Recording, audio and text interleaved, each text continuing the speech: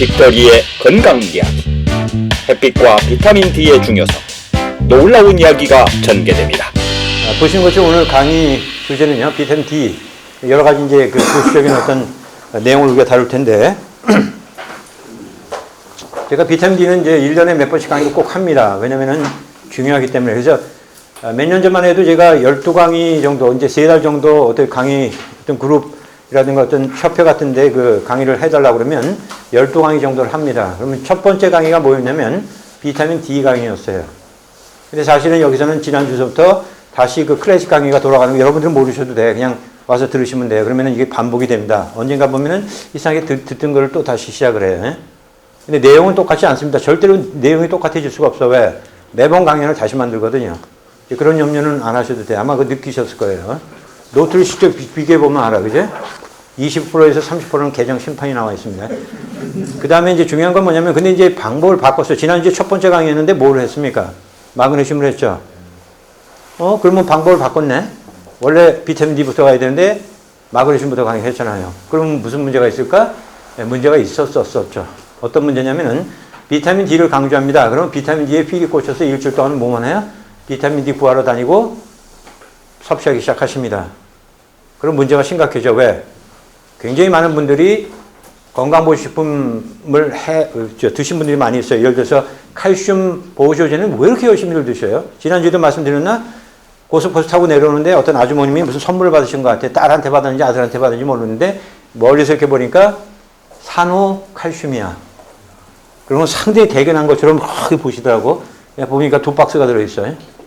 방판 물건 같아. 이분은 이제 딸이 줬으니까, 내가 그 상상을 하시는 것 같아. 지금 뭐 제가 상상을 하는 건데, 산호칼슘이 상당히 좋은 칼슘이라고 분명히 얘기 들었겠죠. 그럼 그걸 드시면 어떻게 돼? 뼈가 튼튼해진다고 생각을 하시고 있었던 것 같아. 근데 사실은즉슨 강의에서 말씀드렸지만 마그네슘이 부족하면 어떻게 된다? 그 자체가 흡수가 안 됩니다. 흡수가 설령 됐더라도 상당한 문제를 일으킨다고 그랬죠. 그렇죠?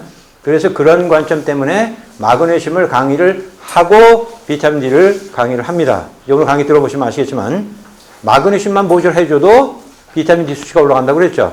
왜? 우리 몸에 필요한 것은 활성화된 비타민 D예요. 이해가 되시죠? 비활성화된 게 아닙니다. 활성화가 돼야 됩니다. 마치 갑상선 호르몬도 우리가 크게 보면 2가지가 있다고 말씀드렸죠. 요오드가 3개가 붙어있는 T3, 요오드가 4개가 붙어있는 T4.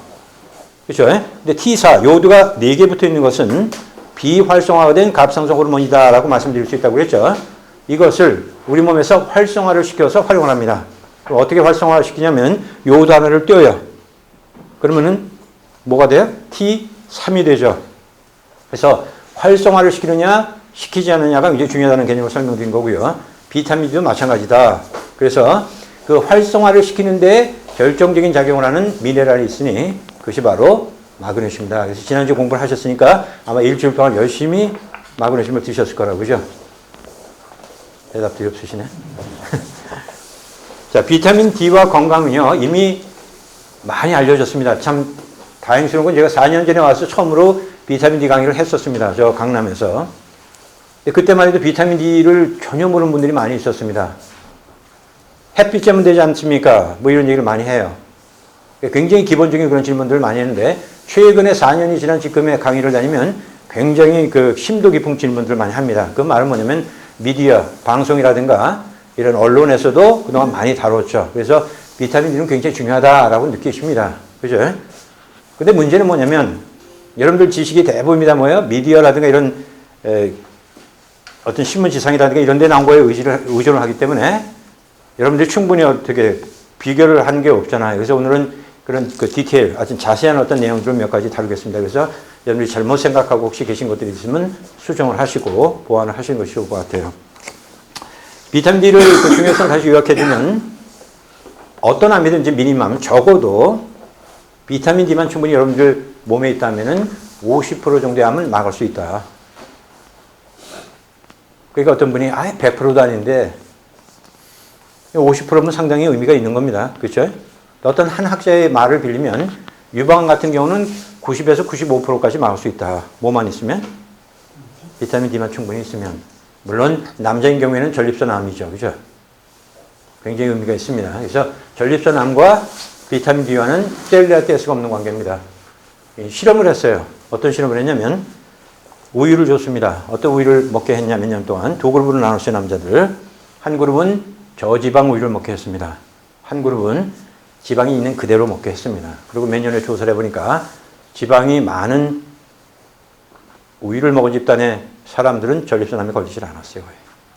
그런데 지방을 뺀 우유를 먹은 집단의 사람들은 상당히 많은 분들이 전립선암에 걸렸습니다. 그래서 깜짝 놀랐죠. 왜? 상식으로 판단하면 지방이 적어야 건강해진다고 생각하고 있잖아요.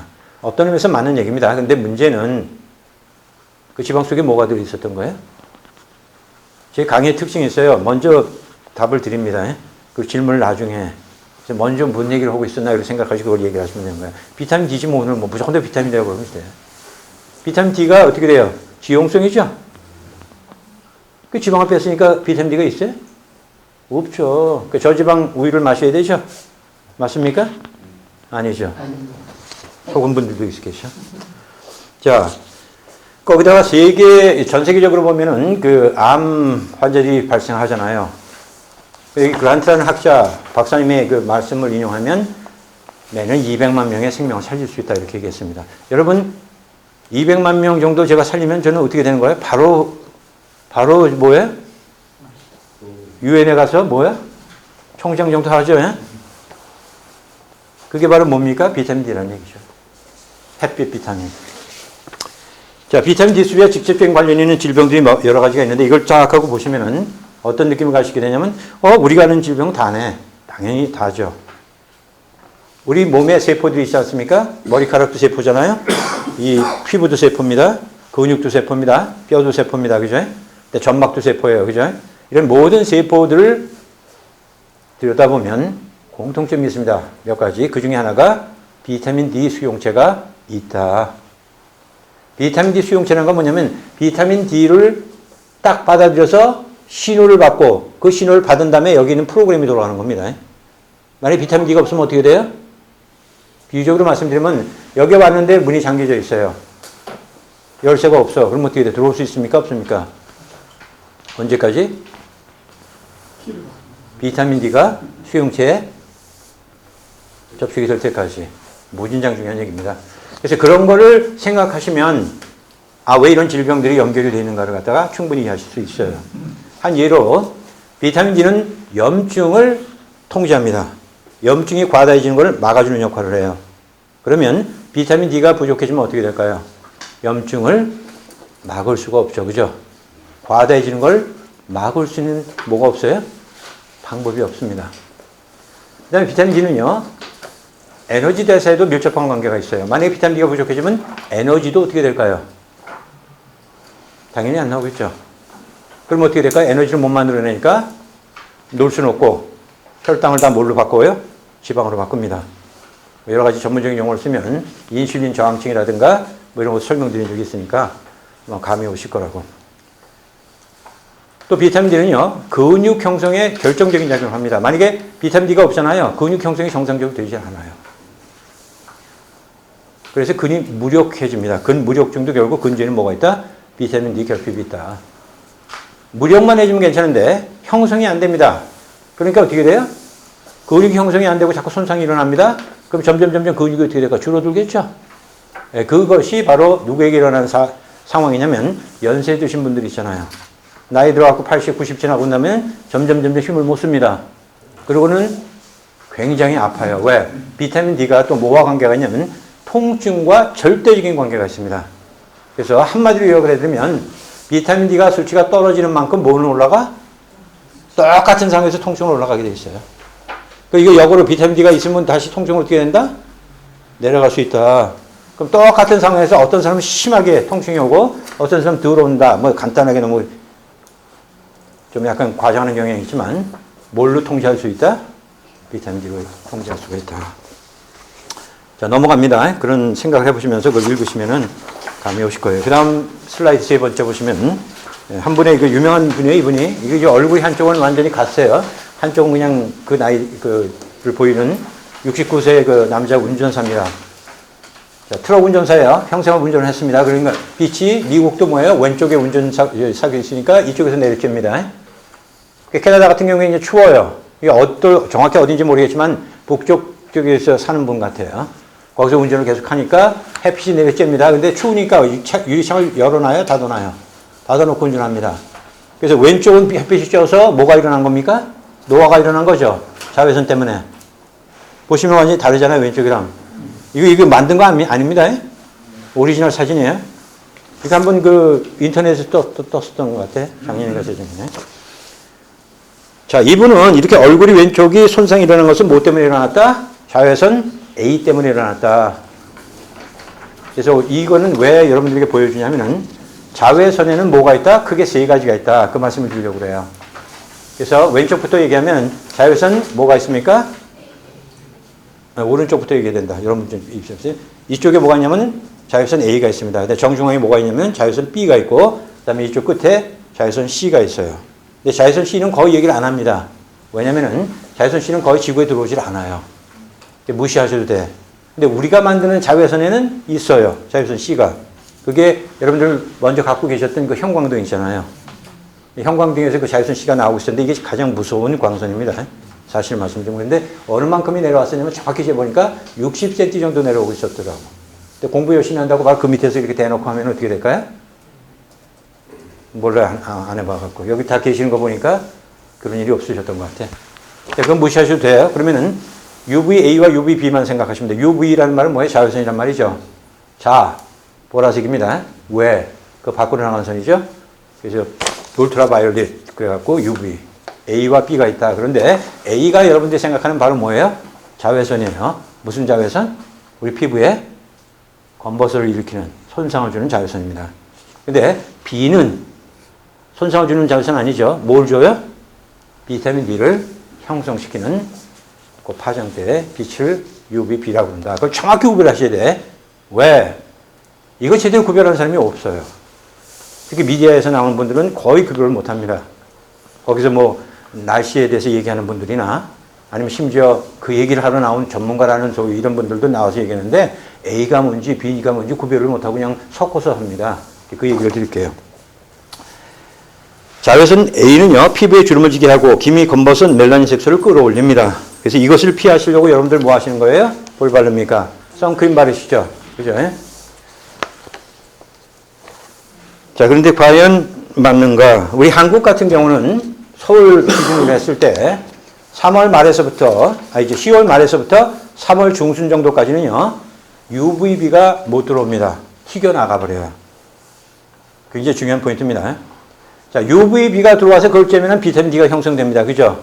근데 그 기간 동안은 그게 안 들어오니까 햇볕을 쬐는 순간에 뭐만 들어온다? UVA만 들어온다.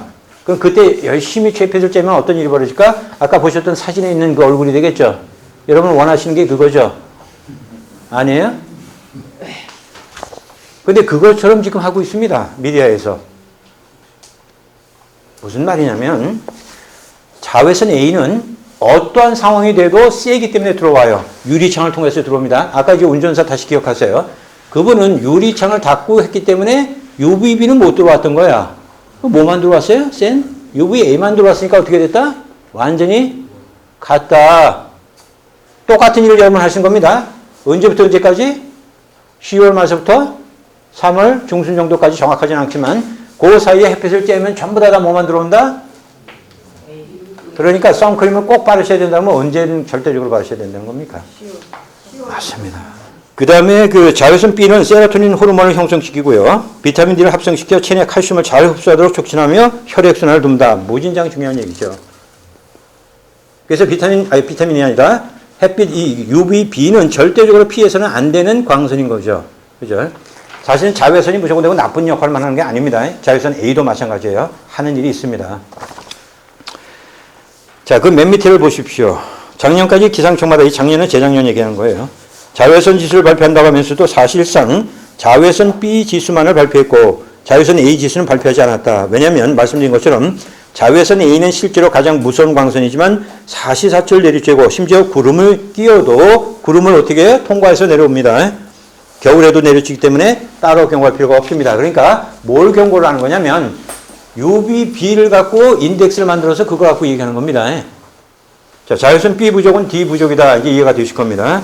요 이제 빛을 분석해 드리면은 햇볕이 쫙 하고 쬐면은 맨 왼쪽에 있는 이 그림에서 지금 여기는 안 나와 있어. 이게 감마선이에요. 여러분들 방사선 아시지? 그게 감마선이에요. 그 다음에 있는 빛이 뭐냐면 엑스레이 선입니다. 엑스레이. 여러분들 엑스레이 갖고 뭘 환호합니까? 사진 찍죠. 그죠? 이게 폐 사진 뭐 이런 거 찍지 않습니까? 그 다음에 있는 게 이제 자외선이에요. 자외선에 크게 세 가지가 있다고 그랬죠? A, B, C. 근데 거꾸로 C, B, A 이렇게 나갑니다. 여기서 중요한 포인트는 뭐냐면 UVB의 파장대가 280에서 315라는 걸 기억하셔야 돼요. 요번 저기 뭐 기말고사에 나옵니다. 반드시 적어놨다가 그때 나면 이걸 활용하셔야 돼요. 그 다음에 이제 눈에 보이시는 가시광선이 있게 되죠. 그죠? 근데 가시광선 그 다음이 뭐냐면 적외선이야. 그 적외선도 나누면 지난번에 말씀드린 것처럼 뭐가 있어요? 근적외선이 있고, 그 다음에 생육광선이 있고, 전체적으로 볼 때는 그런 원적외선이라고 그럽니다. 그죠? 원적외선 밖은 또 뭘까요? 마이크로웨이브죠? 여러분 마이크로웨이브 하시잖아. 이제는 이제 빛에 대해서 어느 정도 감이 잡히셨을 거예요. 단지 차이점은 뭐다? 파장대가 다른 거예요. 파장대가 다릅니다. 그래서 우려되는 것은 지금 강조하고 싶은 거 뭐냐면 자외선 B 부족이다. 자외선 B가 결핍이 되면 비타민 D수가 형성이 되지 않아 골다공증에 걸려 누이는 경우 넘어지기만 해도 뼈가 부서진다. 뼈가 부서지면 뼈를 따라 흐르는 동맥, 정맥, 신경이 닫혀 즉시 의식을 잃게 되고 문제가 심각해집니다. 그래서 낙상, 특히 겨울에 낙상이 굉장히 위험합니다. 연세 드신 분들 그렇죠? 근데 최근에는 놀라운 일이 벌어지고 있습니다. 옛날에는 낙상해서 다쳤다고 봤는데 연구를 해보니까 아니야. 뼈가 부서지면서 낙상하는 거야. 상상이나 된 일이에요? 왜 뼈가 부서질까요? 당연하죠. 비타민 D 형성이 안 됩니다. 칼슘 대사 일어나지 않습니다. 그럼 뼈가 형성이 돼야 안 돼? 안 되지. 정상적으로 뼈가 유지가 안 됩니다. 그래서 뼈 강도, 골 강도가 굉장히 약해집니다. 어느 정도로 약해져? 자체 붕괴가 될 정도로 약해집니다. 그리고 쓰러져. 그러면 나중에 뭐라고 그래? 낙상했다고 그럽니다. 그 조사를 해보면 신기한 일이 벌어져 있어요. 우리 아이들까지도 그런 일이 벌어집니다. 아이들. 최근에 북미에서는요, 미국 같은 경우는 몇 년 전 통계인데 6만 명의 부모들이 깜빵으로 갑니다. 아기를 죽였다는 죄를 언도받고 피의자로. 나중에 논문이 나왔죠. 부모는 그런 적이 없어. 왜? 경찰들은 잡아갈 때 부모가 아이를 갖다 너무나 화가 나서 흔들어갖고 애가 뇌출혈이 일어나서 죽었다고 그러고 나서 언도를 받았던 거거든요. 알고 보니까 그게 아니에요. 햇빛을 안 쬐서 비타민 D가 결핍이 돼갖고 뼈가 어떻게 돼요? 형성이 안 돼서 그냥 칼창처럼 돼 있는 거야. 그러니까 약간 문제가 생기면 조직을 찔러서 출혈이 일어나죠. 감이 오세요? 이게 보통 일이 아닌 겁니다. 심각한 일이죠. 자, 다 생략하고요. 또 하나는요. 비타민 B가 아니라 UVB가 부족해지면 비타민 D가 형성이 안 됩니다. 그죠? 그럼 세로토닌을 형성을 못 시켜요. 자, 세로토닌은 뭐야? 기분을 업 시켜주고 쾌활한 어떤 그 느낌을 가질 수 있도록 해주는 호르몬인데, 호르몬이라기보다 신경전달 물질인데, 이게 전혀 형성이 안 됩니다. 그럼 어떻게 돼요? 강폭해집니다. 여러분들 살인, 미수나 살인자들을 모아다가 혈전 검사를 해보면 공통된 특징이 있어요. 그게 뭐냐면 세로토닌 결핍입니다. 세로토닌 결핍 이꼬르 뭐다? 강폭해진다. 지금 한국은 여러 가지 문제가 있겠지만, 제가 추측으로는 길에 나가서 막 사람들 튀어나가고 막 뭐 망치로 뭐 그냥 이기더만 차를. 아니, 어떻게 그렇게까지 강폭해질까? 그게 정상일까? 왜 그럴까요? 여러 가지 원인인데 이것을 기초로 본다고 그러면 뭐예요? 뭐 부족이에요? UVB 부족이에요. 왜? 엉뚱한 얘기 하잖아요. UVB가 높을 때는 피하라고 그러고, 그 다음에 그나마 조금 쬐 수 있으면 거기다 뭘 발라요? 떡처럼? 요새는 애들도 그러더만, 애들도 나가서 뭘 막 발라. 밀가루 떡 같은 거 막 발라더니 내보내. 그래서 뭐냐 그랬더니 선크림이래요. 비타민 D가 어떻게 돼? 형성이 안 됩니다. 물론 요새는 이제 보조를 하면 좀 좋을 것 같아서 보조도 해주지만, 이제 오늘 보시면 아시겠지만은 보조하는 것은 최상은 아니에요. 반드시 정상적으로 햇빛을 쬐셔야 됩니다. 그 다음으로 넘어갑니다. 자, UVB 들어오는지 안 들어오는지 뭐 아는 방법 아실 필요 없어. 왜냐면 아까 말씀드렸잖아요. 근데 더 과학적으로 내가 알기를 원한다 그러면 나사 사이트에 들어가셔서, 지금 확인은 최근에 안 해봤지만 그런 정보가 있습니다. 그래서 전 세계 어디든지 그 도시 이름과 위치를 딱 집어넣으면 언제서부터 언제까지 UVB가 어느 정도 들어온다는 그런 그 정보가 딱 하고 나와요.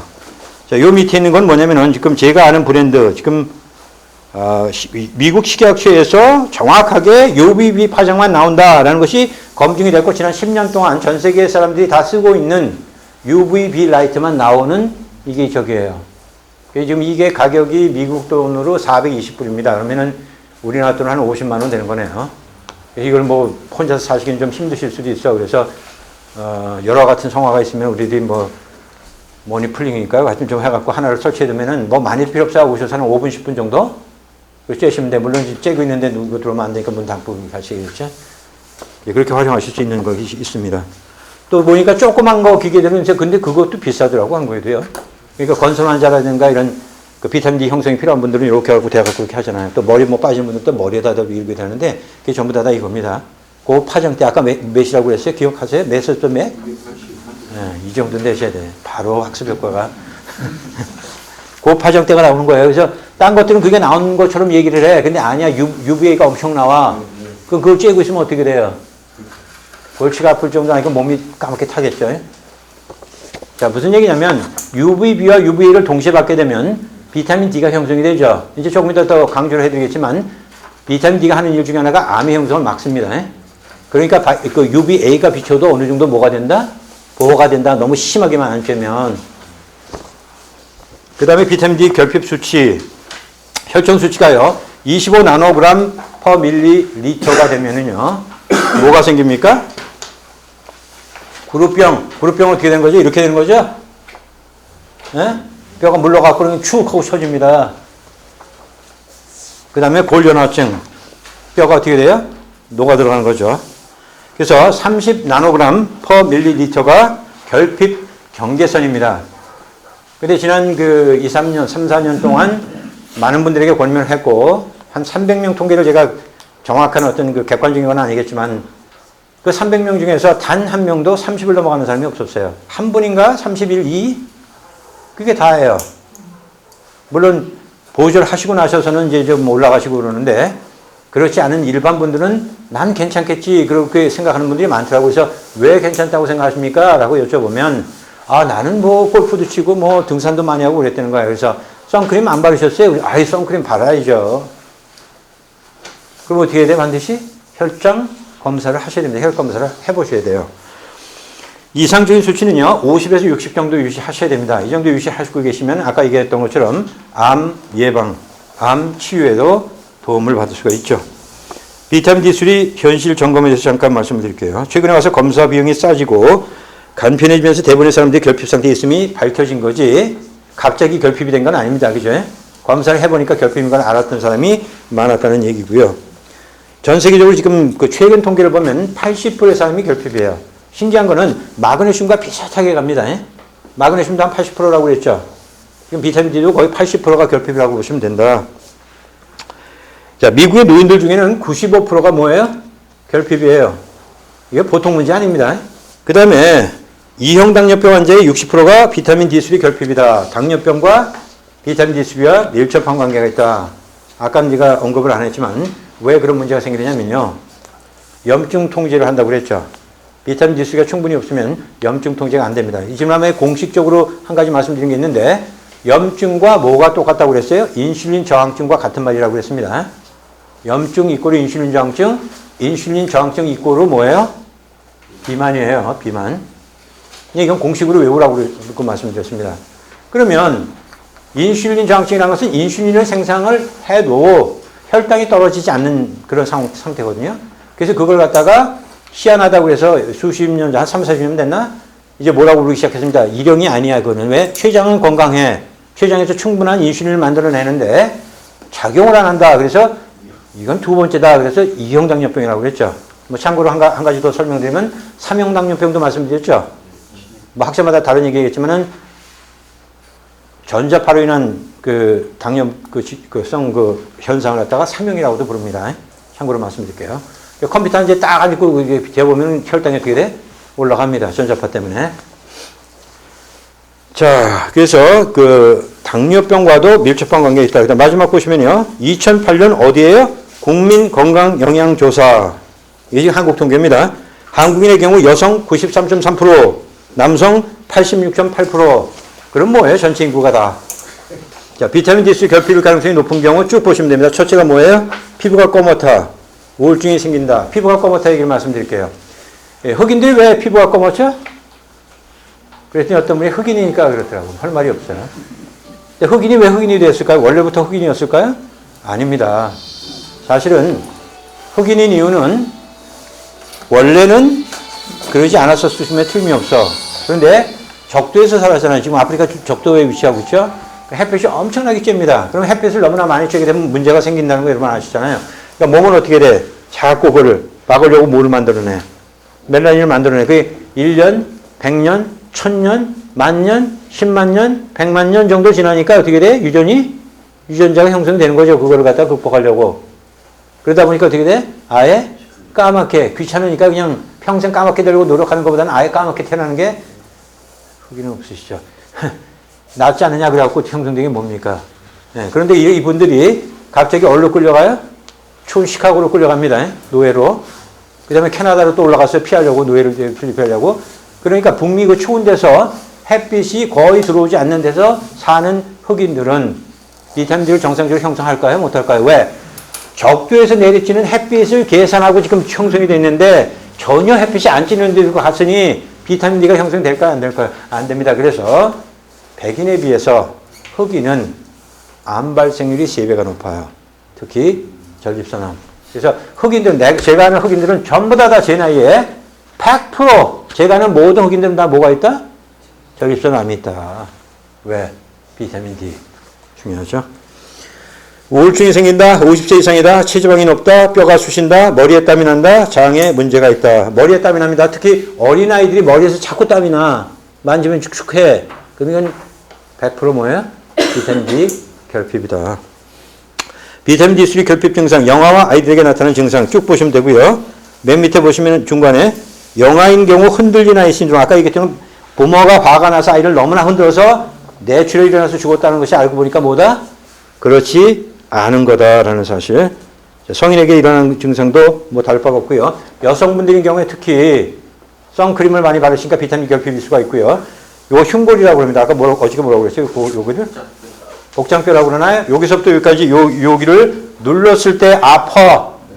그럼 뭐야? 뼈가 녹아 들어가는 겁니다. 비타민 D 결핍으로요. 뭐 집에 가서 눌러보셔도 돼요. 그 다음 페이지요. 비타민 D 결핍 원인과 결과 정리해 놓은 겁니다. 그럼 넘어갑니다. 비타민 D3 결핍으로 인한 질병, 미수가 예방. 여러분들 미수가 예방에서 하나만 말씀을 드릴게요. 미수가는 아니겠지만 자폐증이 있습니다.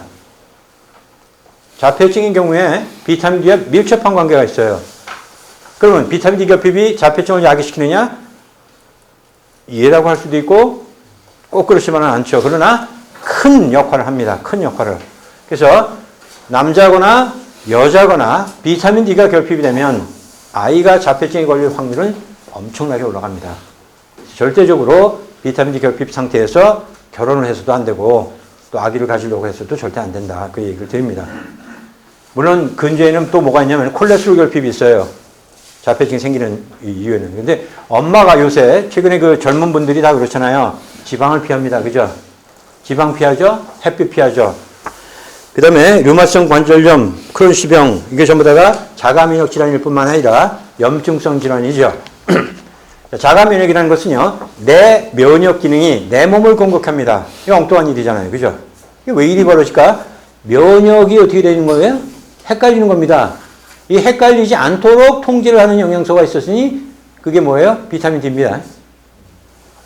자, 내가 자가면역 질환이 있는데 비타민 D가 결핍인 상태에서는 헤어나올 방법이 없어요. 헤어나올 방법이 없어요. 또 내가 비타민 D 결핍이면은 똑같은 상황에서 훨씬 더 빨리 어떻게 돼요? 자가면역 질환이 생깁니다.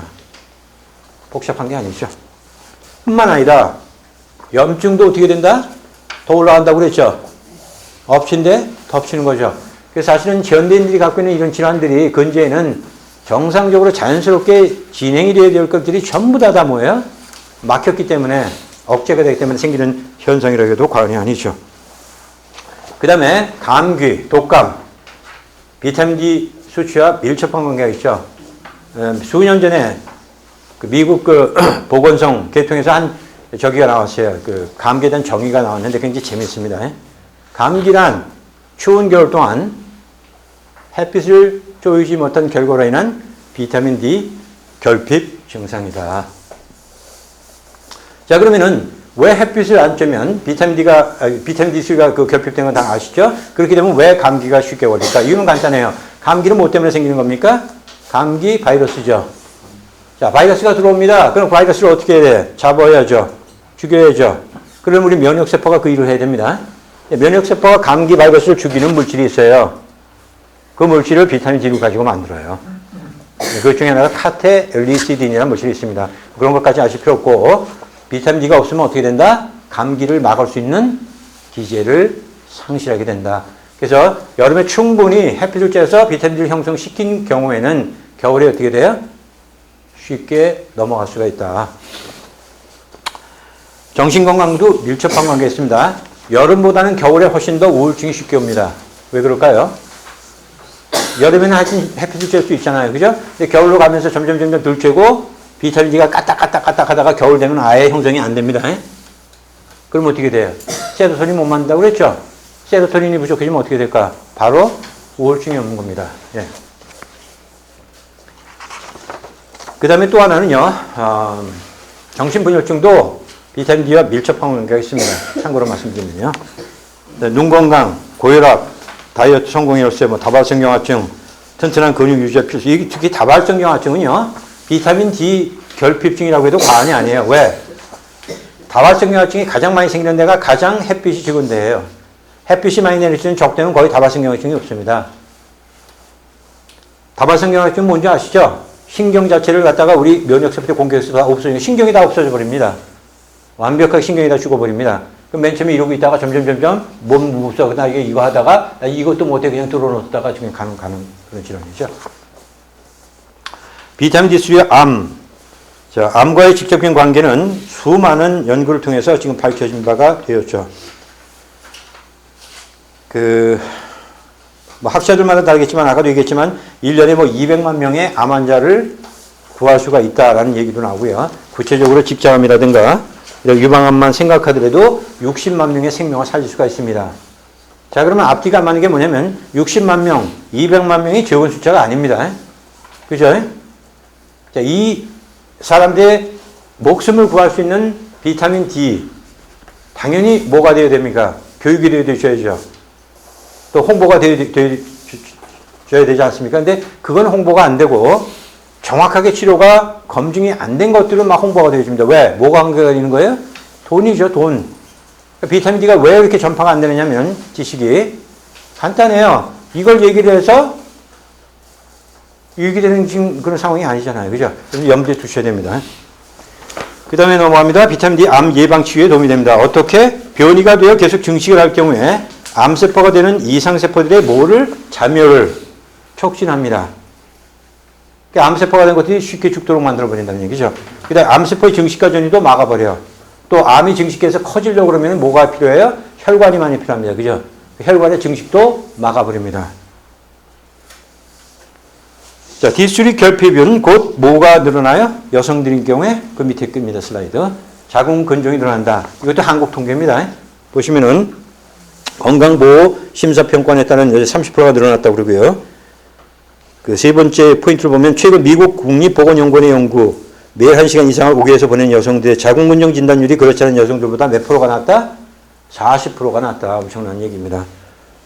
한국도 마찬가지죠. 48%가 40대이긴 하지만 20, 30대 자궁근종 환자가 점점 늘어나기 시작합니다. 왜 그럴까? 옛날에 20대, 30대에 뭐 바르셨어요? 선크림? 근데 지금은 뭐예요? 아이들까지 바르기 시작합니다. 그죠? 20대, 30대는 뭐 절대적으로 바릅니다. 그러니까 그 혈액 검사를 하고 보면 비타민 D 수치가 정상일 리가 십중팔구 없을 거예요. 이 문제부터 신경을 쓰셔야 된다. 그 다음에 맨 밑에 보시면은 전 세계적으로 제왕절개 수술에 뭐예요? 횟수가 늘어나기 시작합니다. 엄밀하게 말씀드리면은 정확한 숫자를 기억을 못하지만 의학 교과서에 어떻게 나와 있냐? 제왕절개 수술은 굉장히 위험한 수술이기 때문에 3%나 4%로 제한을 해야 된다라는 어떤 지시가 있습니다. 근데 실제적으로 한국도 지금 엄청나게 많이 늘어납니다. 여차하면 바로 뭐를 해버려요? 제왕절개 수술로 그냥 애를 합니다. 이게 정상적인 게 아니죠. 그러면 왜 제왕절개 수술을 할까요? 나오기로 된 시간에 안 나오기 때문에 그런 거죠. 왜 나오기로 된 시간에 안 나올까요? 나오려면 어떻게 해야 돼? 근육이 이완이 돼서 벌려줘야 됩니다. 예? 근데 근육이 이완이 안 되는 거야. 근육에 문제가 생긴 거야. 그 근육에 문제가 생긴 근제는 뭐가 있다? 비타민 D 결핍이 있다는 거죠. 당연히 비타민 D 결핍일 수밖에 없죠. 왜? 아이 가졌으니까 밖에 나가서 햇빛을 쬐고 이렇게 해야 되는데 오히려 집에만 있어. 그리고 뭐라고 그래? 태교한다고 그래. 태교. 그래, 클래식 뮤직 틀어놓고 좋은 건 모르겠지만 하여튼 시간을 그렇게 보내다 보니까 햇빛을 못 쬐고 비타민 D가 어떻게 될까요? 결핍이 되는데 문제는 이제는 내 혼자 몸이 아니잖아요. 또 다른 식구가 생긴 거지. 그럼 이제 비타민 D가 그나마 있는 걸 어떻게 해야 돼? 나눠 먹어야죠. 그죠? 아이한테도 가야 되고 나도 써야 되니 비타민 D가 어떻게 돼? 고갈이 답니다. 고갈이. 여기서 더 무서운 건 뭐냐면 엄마는 그렇다고 쳐요. 엄마는. 아이는 어떻게 된가? 무슨 죄야? 그래서 굉장히 오래전에 1980년대인가 제 기억에 정확히 기억이 안 나요. 그때 실험을 했습니다. 굉장히 많은 집단 한 20만 명 정도 됐던 것 같아. 20만 명의 임산부를 조사를 했어요. 둘로 나눴어요. 어떻게 나누냐? 비타민 D가 충분히 있는 분들, 임신한 사람들, 고갈이 난 분들 이렇게 나눴어. 그리고는 18년이니까 20년을 갖다 추적을 했어요. 나중에 비타민 D가 충분히 있는 자제분들과 있었던 엄마가 난 자제분들과 비타민 D가 결핍인 상태에서 난 자제분들을 조사를 했더니 비타민 D가 충분히 있었던 자제분들은 거의 다 당뇨병이 없어. 그런데 놀라운 얘기는 비타민 D가 결핍인 상태에서 아이를 낳은 그 아이들은 18살이 되니까 80% 정도가 당뇨병이야. 여러분들 지금 영양 강의가 그냥 영양 조금씩 건강해진다 이런 것만 생각하실지 모르는데 여러분 무서운 일이 있습니다. 내 영양 상태가요 3대에 가서 드러납니다. 오늘은 그게 주제가 아니니까 거기까지 말씀 안 드리고요. 신경을 쓰셔야 돼요. 특히 햇빛은요. 넘어가죠. 비타민 D와 뼈 건강은 그냥 넘어갑니다. 왜냐면 너무나 상식적인 얘기죠. 비타민 D가 없으면요 우리 몸에 있는 모든 비타민 D가 다 그냥 나가버립니다. 그죠? 대사가 정상적으로 일어나진 않아요. 엉뚱한 얘기 하나 드리면요. 골다공증 얘기가 이제 나왔으니까 여러분들이 그래. 골다공증을 막으려면 뭐를 하면 된다? 아까 얘기했던 산호칼슘을 먹으면 된다? 차라리 수소수를 마시는 게 훨씬 낫습니다. 왜? 논문이 나와 있잖아요. 수소수를 마시게 되면 수소가 어떻게 돼요? 생기는 활성산소를 막아줘서 뼈로 공급이 되는 뼈의 보급로 역할을 하는 혈관이 손상이 일어나지 않도록 막아줘요. 왜? 뼈도 뭐예요? 혈관이 있죠? 그렇죠? 혈관이 있으니까 뭘 공급받는 거예요? 필요한 모든 걸 공급받아서 오래된 뼈는 재건축을 해서 내보내고 다시 새 뼈를 계속해서 증식합니다. 그게 거의 평균 잡으면 한 12년 정도 걸려요. 여러분 12년 전에 갖고 있었던 뼈는 지금 아무것도 없어요. 몸 밖으로 다 나갔습니다.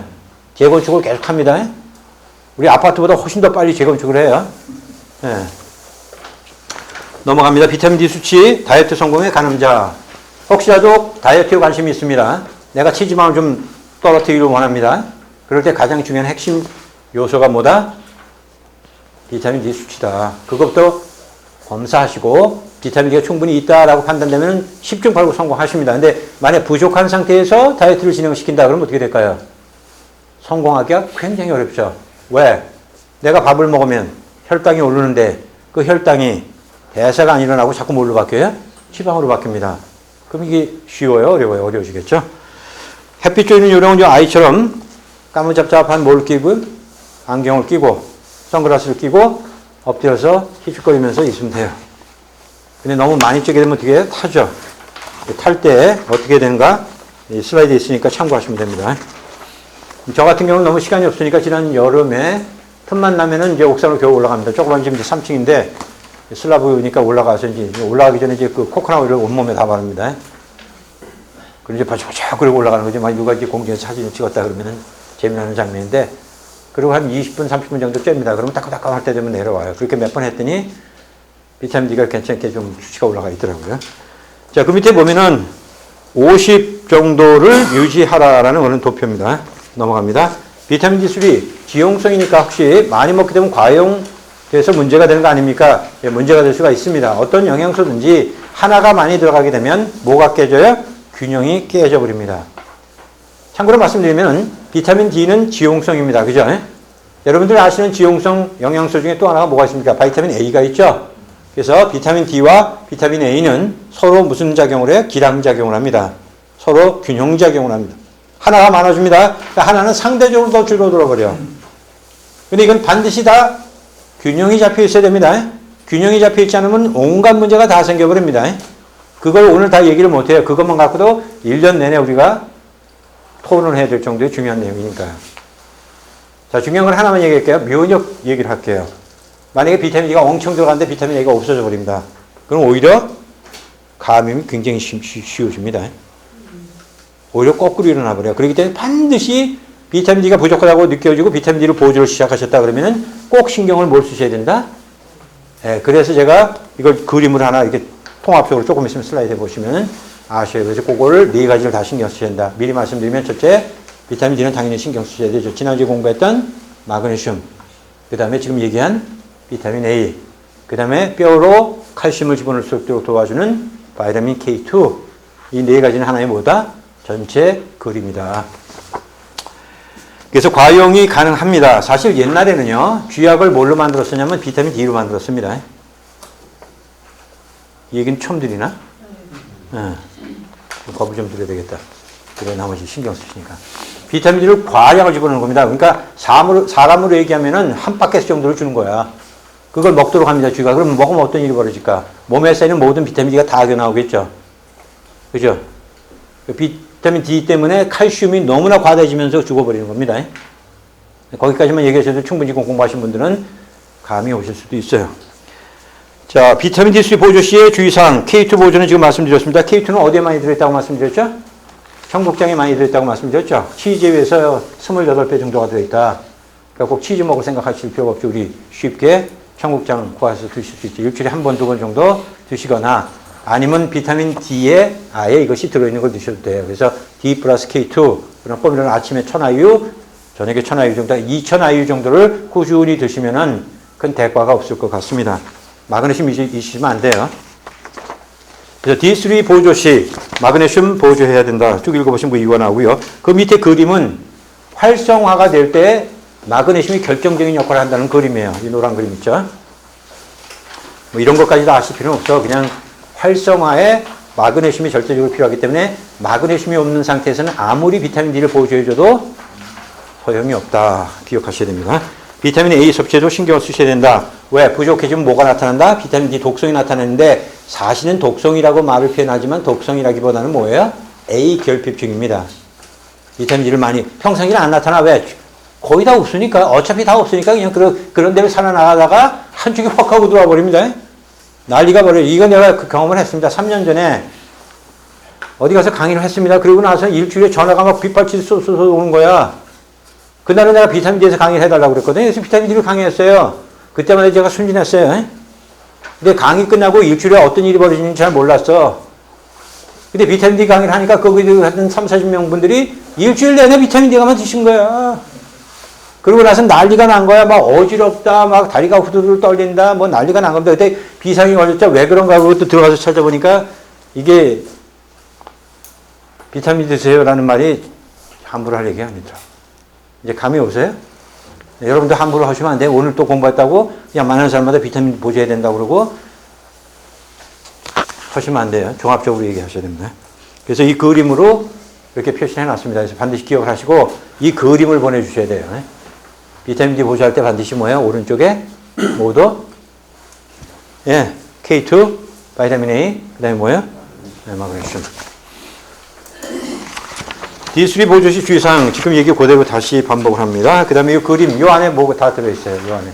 요게 지금 핵심이에요. 그래서 누구한테 오늘 뭐 이런 강의를 들었는데 요점은 이거다 그러고 사진 한 장에 보내시면 돼요. 여기 다 들어있습니다. 여기 뭐가 들어있어요? 햇빛 쬐는 것도 있고 벨트라든가 저기 매트는 뭐 그러니까 나중에 집어넣으셔도 되고 이게 왜 필요한가 설명을 잠깐 드릴게요. 자, 이걸 보시기 바랍니다.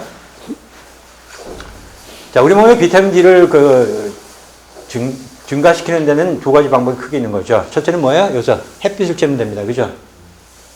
자, 이 햇빛을 쬐일 때는 어떤 일이 벌어지냐면 딱 그 햇빛이 쬐는 순간에 에너지가 들어가는 겁니다. 그죠? 충전이 되는 거죠. 그러면은 피하 밑에 콜레스테롤이 있습니다. 콜레스테롤 아시죠? 그 콜레스테롤이 에너지를 받으면서 뭘로 바뀝니까? 비타민 D로 바뀌는데 그걸로 끝나는 게 아닙니다. 그때 몸에 있는 황산염을 갖다 붙여요. 황산염, 유황 얘기하는 겁니다. 유황도 크게 두 가지가 있어요. 유황이 있고, 그 다음에 뭐예요? 황산염이 있습니다. 이거는 유기유황이에요. 무기가 아닙니다. 자, 그걸 왜 붙이는가? 그리고 학자들이 연구해보니까 황산염이 붙어가면 수용성이 됩니다. 이 비타민들은 무슨 성이에요? 물에 녹는 성이에요. 그래서 혈액에 쉽게 녹아서 쉽게 운반이 됩니다. 그죠? 그런데 건강보조식품으로 D3를 먹어요. 그러면 지용성이에요. 지용성. 맞습니까? 그래서 지용성 반드시 뭐 코코넛 오일이라든가 섞어서 이렇게 캡슐이 나옵니다. 왜? 지방이 있어야 흡수가 되니까. 문제는 이 지용성은 혈액으로 들어가서 운반이 될까요? 안 될까요? 안 됩니다. 혈액에 들어가서 운반이 되려면 반드시 뭐가 필요해? 콜레스테롤이 필요하죠. 그래서 콜레스테롤에 들어갑니다. 그래서 수용성보다는 지용성 상태로 들어가게 되면 어떻게 될까? 공급이 제대로 비교적으로 말씀할 때 안 되는 겁니다. 그래서 보조제만 먹었을 때는 효과가 그렇게 쉽게 나오질 않아요. 가능하면 어떻게 하셔야 된다? 빚을 내서라도 저 더운 지역으로 가셔서 며칠 동안 햇빛을 충분히 쬐고 오시라고요. 빚을 내시면 안 되시. 가능하시면 이해가 되셔요? 그러면 여름에 햇빛을 쬐실 수 있는 기간 동안 반드시 어떻게 하셔야 돼? 햇빛을 충분히 쬐시는 게 좋습니다. 뭐야? 선글라스 끼시고 모자 좋은 거 쓰시고 왜? 눈은 보호하셔야 되니까. 그죠? 그리고는 충분히 쬐셔요. 가능한 기간 동안에. 아직까지는 고지서가 날아오지 않습니다. 햇빛을 뭐 몇 시간 쬐냐고 그래갖고 얼마 해갖고 고지서가 날아올 수도 있습니다. 앞으로는. 네, 바르면 훨씬 그것도 저기 작용을 하죠. 그 선블락으로 작용을 합니다. 15 정도 하나? 제 기억엔 그렇게 합니다. 그래서 바르시고 하면 훨씬 더 부드러워요. 그리고 또 문제가 생기고 난 다음에도 바르셔도 되고요. 자, 그래서 반드시 해야 된다. 그 다음에 또 하나 뭐냐면 원적외선이 어떤 작용을 하는가. 그리고 또 리서치를 해보니까 이렇게 형성이 되거나 이렇게 우리가 먹은 비타민 D, 지용성 이거를 운반을 도와줍니다. 운반을. 희한한 일이 벌어지는 거죠. 근데 여기서 또 중요한 얘기는 뭐냐면 햇빛을 쬐일 때 이 두 가지만 일어나는데 첫째는 콜레스테롤 황산염도 생기고 비타민 D3에다 황산이 붙어서 이게 수용화가 되는데 이 키포인트는 황산염. 오늘 강의는 이게 지금 포인트가 아니라 나중에 기회를 봐서 이 황산염에 대한 강의를 제가 드리겠습니다. 근데 여기 한 가지 더 일이 일어나는데 산화질소가 형성이 돼요. 이 피부에서. 그래서 이것이 어디로 들어가? 혈관으로 들어갑니다. 그래서 혈관이 이완이 돼요. 여러분들 산화질소는 뭐냐면 뭐 남성 기능 뭐 얘기할 때 무슨 얘기인지 아시죠? 여러분 다 성인이니까. 그때 뭐 혈관이 늘어나면서 혈액이 들어가야 기능이 정상적으로 합니다. 그때 물질이 뭐냐면 산화질소예요. 이것이 형성되면서 혈관이 이완되니까 혈액의 순환을 어떻게 됩니까? 도와주는 거죠. 바로 그 점이 바로 원적외선이 하는 일이에요. 생육방선이. 그건 설명드렸어요. 이것이 종합적으로 이 한 토탈 패키지가 어디에 들어있다? 태양에 있다. 이해가 되시죠? 단순하게 비타민만 형성시키는 게 아니라 풀 시스템이 돌아간다. 그래서 햇빛을 쬐을 수 있으면 가능한 어떻게 하셔야 된다? 쬐시는 게 좋다. 근데 도저히 못해. 그럴 경우는 뭘 쓰시면 돼? 돈을 쓰시면 돼. 아까 보여드렸던 그런 거 활용하시면 된다는 얘기죠. 그죠? 그래서 그 사진을 지나갔는데 보시면 거기 영국 잠수함 크루 멤버들이 전부 다 서갖고 선글라스 끼고 전부 다 이러고 있잖아요. 그죠? 어떤 분이 그러더라고요. 이거 보더니 이거 무슨 뭐 잡힌 거니? 투항하는 거니? 아니에요. 자세히 보세요. 뭐 쬐고 있는 거야? UVB 라이트 쬐고 있는 거죠. 그 옆에는 러시아의 1976년 사진인데 어린아이들이 동그랗게 모여서 걔들도 이러고 있죠. 뭐 하고 있는 거예요? UVB 빛을 쬐고 있는 겁니다. 부족할 때. 자, 요 다음 거는 지금 설명한 것처럼 황산염에 대한 설명인데 이건 그냥 넘어갑니다. 좀 복잡하니까 좀 읽어보시고요. 관심 있는 분들은 개인적으로 질문해 주시기 바랍니다. 중요한 거는요. 황산염이 하는 일은 뭐냐면 첫째, 수용화를 시키기 때문에 쉽게 운반이 되도록 한다는 말씀드렸죠. 둘째는 황산염의 그림을 보면요. 중앙에 뭐가 있어요? 요항이 있고 네 군데 뭐가 있어요?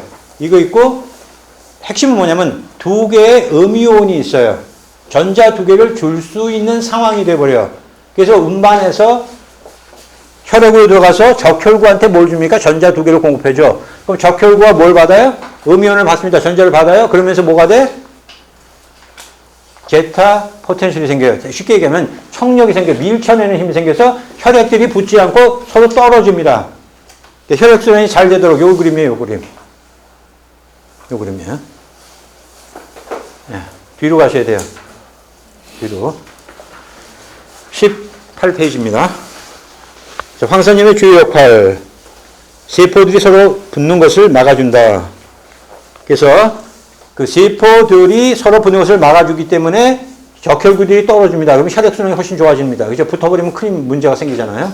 그뿐만 아니라 주변에 있는 물들을 다 무슨 물로 바꿔준다? 구조물로 바꿔준다. 구조수, 에너지수로 바뀐다 그랬죠? 그럼 거기서 어떤 일이 벌어진다고 그랬어요? 펌프가 일어난다고 그랬죠? 그리고 혈액을 어떻게 한다고 그랬어요? 밀친다고 그랬습니다. 그래서 혈액순환에 핵심적인 작용을 하는 물질이 바로 뭐다? 황산염인데 이 황산염은 언제? 햇빛을 쬐을 때 어디에 붙어요? 콜레스테롤이나 비타민 D에 붙어서 움직인다. 그래서 지금 새로운 학설은 뭐냐면 비타민 D보다 훨씬 중요한 게 황산염이 아니냐라는 지금 소리 나왔어요. 이제 기다려보면은 이미 논문이 많이 나왔는데 저는 그렇게 믿고 있지만 이제 결정적인 어떤 또 정보가 나면 여러분들에게 전달해 드리겠습니다.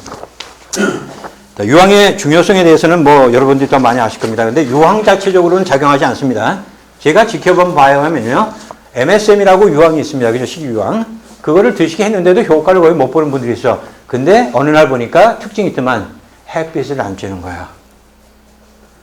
두 번째, 콜레스테롤 약을 먹고 있어.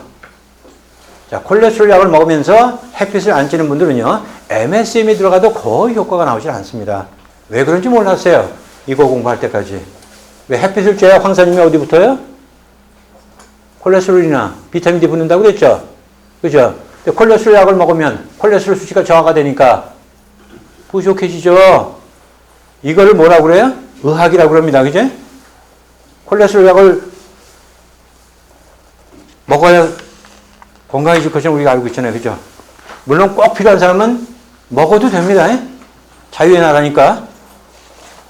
그건 여러분 원하시는 대로 하시는 거야. 그러나 그거를 낮춰야 건강해진다는 것은 이게 뭐야? 앞뒤가 조금 안 맞는 얘기가 아니겠느냐. 이 얘기를 또 드리는 거죠.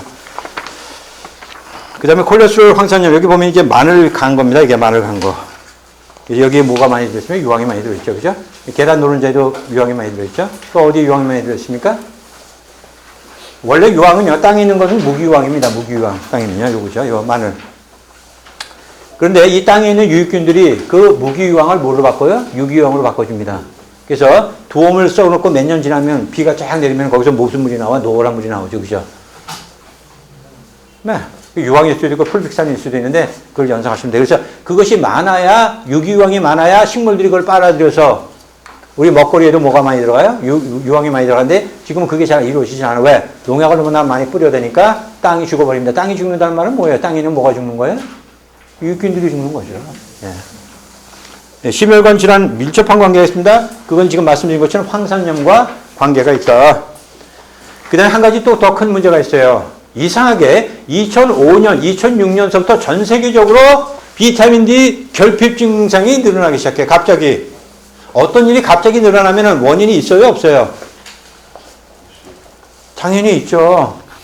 갑자기 뭐가 막 늘어납니다. 그러면 뭔가 문제가 있는 거잖아요. 그죠? 갑자기 왜 까맣게 이렇게 많아져? 문제가 있는 거지. 뭐 환경이 마련됐다거나 뭐 하여튼 문제가 있는 겁니다. 2006년부터 꿀벌이 없어지기 시작했는데요. 네, 그것도 뭐 여러 가지 원인이 있어요. 근데 오늘 뭐 꿀벌 얘기는 못하고 이것도 관계가 있습니다. 오늘 얘기와. 네, 분석을 해보니까 2005년, 6년서부터 라운드업의 농약인데 특별한 라운드업을 쓰기 시작했어요. 그 라운드업이 뭐냐면 여기 지금 웨더맥스라는 겁니다. 아주 유명한 라운드업 농약이에요. 라운드업이라는 농약은 한 가지만 있는 게 아니라 5년마다 심판이 나옵니다. 무슨 얘기냐면 농약 라운드업이라는 얘기는 들으셨잖아. 그 내용물이 글리포세이트예요.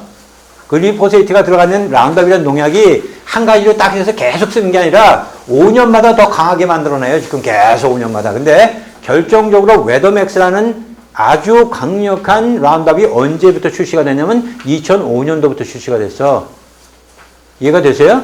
그래서 학자들이 혹시 그 관계가 있는 거 아닌가? 그리고 연구를 해봤어. 아닌 게 달라. 이 라운드업이라는 농약이 들어가면 우리 간에서 해독을 하는 P450 효소가 작동을 못해요. 보통 문제 아닙니다, 이거. 왜? 이 P450 효소는 해독의 키예요. 키 열쇠야. 그래서 해독도 안 될 뿐만 아니라 두 번째 하는 일이 뭐냐면 비타민 D를 어떻게 해요? 활성화시키는 효소입니다. 그러니까 이 효소가 농약에 의해서 완전히 뭐예요? 억제가 되니까 비타민 D를 갖다 활성화를 못 시킵니다. 그러니까 햇빛을 쬐고 보호제를 아무리 먹어봤자 뭐예요? 말짱? 그래서 전 세계적으로 어떻게 된다? 비타민 D 결핍 증상이 굉장히 2005년서부터 저도 강의를 2005년에 엄청 다녔거든요. 비타민 D 강의를. 저 때문에 비타민 D 먹은 사람이 수도 없이 많아요. 근데 희한하게 수치가 더 떨어졌다 보니까 저도 당황을 했어요. 왜 그런 일이 벌어질까? 왜 그럴까? 원인이 바로 뭐다? 농약이랑 관계가 있다. 읽어보시면 되죠. 아까도 말씀드린 것처럼 자폐증과 비타민 D 결핍과는 밀접한 관계가 있다. 중국에서 나온 최근 연구. 이 그림은 뭐냐면 자폐증 아이들 조사해보니까 공통된 특징이 있어. 뭐예요? 비타민 D 수치가 굉장히 저하되어 있습니다. 두 가지 얘기를 하는 거죠. 저하가 되어 있기 때문에 자폐증이 왔다고 볼 수도 있고 또 하나는 뭐예요? 자폐증이면은 비타민 D 결핍일 수도 있다. 연결이 되는 거죠. 넘어갑니다. 그 밑에는 똑같은 얘기고요. 그 다음 페이지를 보시면 자, 이 농약이 어떻게 해서 우리 몸으로 들어오느냐 여러 가지 루트가 있는데요. 그 중에 하나가 뭐냐면 밭에다가 뭘 줍니까? 농약을 때려주죠. 그죠? 그럼 비가 옵니다. 쉬 옵니다. 그 빗물이 어디로 들어가요? 땅속으로 들어가. 그 다음에 이것이 어디로 돼? 수원지를 갖다 오염을 시킵니다. 그럼 그 수원지에서 뭘 빨아들여요? 수돗물을 빨아들여. 그래서 툭 틀고 그 물을 정수를 해서 먹는데 여러분 정수기가 농약을 제거합니까? 정수기는 제거할 수도 있습니다. 그런데 우리 수돗물이라고 받아서 그 먹는 물은 농약이 제거된 걸까요? 균은 제거가 됩니다. 왜? 침전을 시킨 다음에 몇 가지 과정을 거치고 마지막에 뭘 집어넣어요? 염소로 해서 거기까지는 알아요. 자세히 모릅니다. 제 말이 틀릴 수도 있습니다. 그러나 완벽하게 농약까지 제거한다고는 상상하지 못할 것 같아요. 그죠? 그래서 어떻게 하셔야 돼? 농약 제거하는 소소살균수를 쓰시는 것이 굉장히 좋아요. 저하시키는데 기여를 한다는 거. 그 다음에 기말고사가 곧 다가올 텐데 그때 나오는 그 14가지 요점이 이겁니다. 비타민 D 요점 정리. 쭉 읽어보시면 이제 다 감이 잡히실 거예요. 비타민 D는 뭐에 의해서 만들어진다? UVB. 그죠? UV빛은 유리를 통과한다? 못한다? 못한다.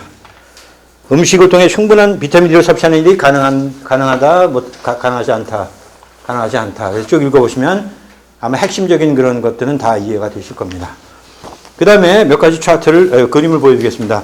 비타민 D 수치와 통증은 뭐다? 절대 상관관계가 있다. 비타민 수치가 높으면 통증은 어떻게 된다? 역관계가 있는 거네요. 적어진다. 비타민 수치가 떨어지면 통증은 올라간다. 그 다음 그림은요. 원적외선이 어떤 작용을 하는가? 생육광선이 기용성 영양소를 갖다 운반한다는 그 도표예요. 보시면은 맨 왼쪽에 그 290에서 315니까 이게 뭐예요? UVB죠. 그거는 비타민 D를 형성하는 일을 합니다. 그 다음에 오른쪽 끝에 시커먼 거는 인프라레드 hit이에요. 그게 원적외선 생육광선인데 생육광선은 비타민 D를 어떻게 한다? 형성된 걸 운반하는 걸 도와준다. 열을 갖다 줘갖고 그 그림이에요. 과학이라는 거는 계속 발전을 합니다. 그래서 이런 사실들이 속속들이 나오기 시작하는 거죠. 마지막 그림 보시겠습니다. 이건 뭐냐면은 이제 오늘 강의를 들으면 분명히 그동안 비타민 D 보조를 생각 안 하셨던 분들은 아마 병원에 바로 가셔서 비타민 D 수치 검사를 하실 거라고 그렇게 믿고 있습니다. 믿어도 되죠? 대답들이 없으셔. 생각 안 하신 것 같아요. 자, 검사를 하시고 이제 보조를 하십니다. 그러면 내가 얼마큼 보조했을 때 어떤 수치가 올라가는가 이제 그 도표예요. 간단하게. 맨 첫 번에 그 녹색 그 막대 그래프라고 그러죠. 그거는 뭐냐면은 1000 정도 했을 때 32 정도로 올라간다. 아까 30이 뭐라고 그랬어요? 결핍이라고 그랬죠. 1000만 보조해줘도 상당히 양호해지는 겁니다. 근데 2000 정도를 보조해줘. 그러면 어떻게 된다? 41 정도로 올라갑니다. 10,000 정도 맨 끝입니다. 10,000 정도로 해주니까 어느 끝까지 올라가요? 73 정도로 올라가요. 그래서 내가 오늘 10,000 정도, 5,000 정도를 먹고 가서 검사를 하면 당연히 뭐야? 금방 올라갈 수가 있죠. 그래서 꾸준하게 하시면서 1년에 한 번, 적어도 한 번, 내지는 이상적으로는 2번 정도 검사를 하시면서 모니터링을 하시는 게 좋습니다. 충분히 햇빛을 쬐시면 걱정을 안 하셔도 돼. 왜? 햇빛을 쬐는 경우에는요, 몸에서 필요한 이상은 절대로 안 만들어내요. 내 몸의 맥시멈, 극대점까지 딱 하고 만들었어. 더 이상 만들 필요 없죠? 우리 몸에서 배울 게 많습니다. 아, 내가 한 1억 정도만 있어도 충분히 먹고 살거든요. 제 나이 아닌가? 더 있어야 되나? 근데 뭔 지금 저 얘기를 하고 있어. 꼭 그렇게 있어야 사는 겁니까? 우리 몸은 그렇지 않아요. 딱 필요한 만큼 만들고 더 이상 안 만듭니다. 그래서 햇빛을 충분히 쬐시면 걱정을 안 하셔도 된다. 너무 시커멓게 타는 것만 막으시면 되는 거죠. 그죠? 또 잊어버리시면 안 돼. 반드시 뭐 쓰셔야 돼요? 선글라스 끼시고, 모자 멋있는 거 끼시고, 그 주변 그 지역사회에 무리를 일으키지 않을 정도로 어떻게 하셔야 된다? 도출시키신 상태에서 햇빛을 쬐셔야 된다. 왜?